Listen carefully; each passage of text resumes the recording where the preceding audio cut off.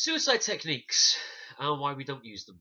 So suicide techniques are more commonly known as sacrifice throws. I have done a video on this before. I think it's worth going over again.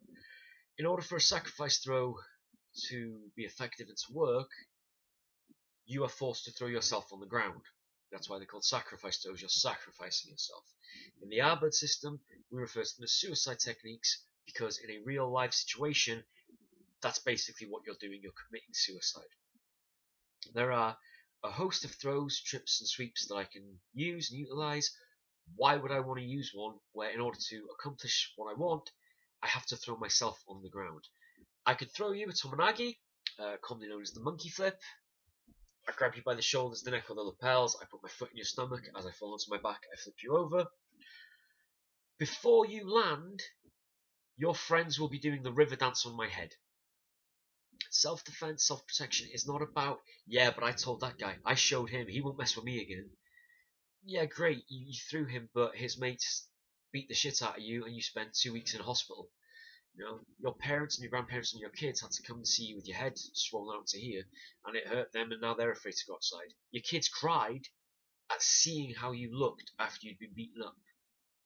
Just because you didn't let your ego take a back seat and you had to show this one guy and you used the wrong technique. If you hit the deck and you've got 3 fully grown people kicking you with intent, there's a good chance you'll die. It's not hyperbole, I'm not being overdramatic.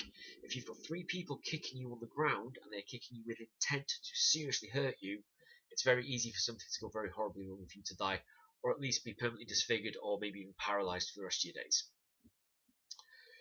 There are so many other techniques out there, you don't need to use suicide techniques. I don't suggest, unless you're using them for a competition, then by all means try them.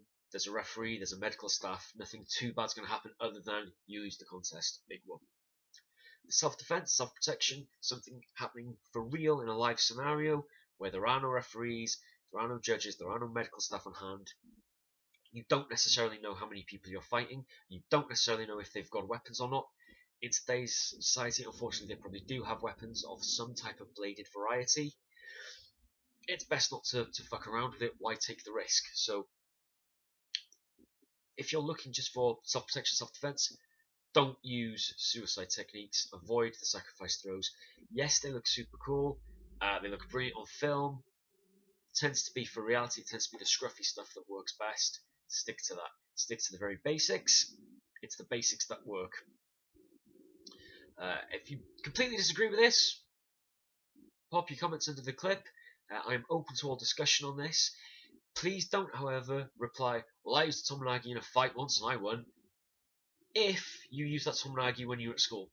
If you used the tomonagi when you were facing multiple attackers outside a nightclub in your mid-20s, that's a story I'd like to hear. But I don't think I'm going to hear it from anybody if they're being truthful. Any comments, queries, suggestions, do pop them in the box.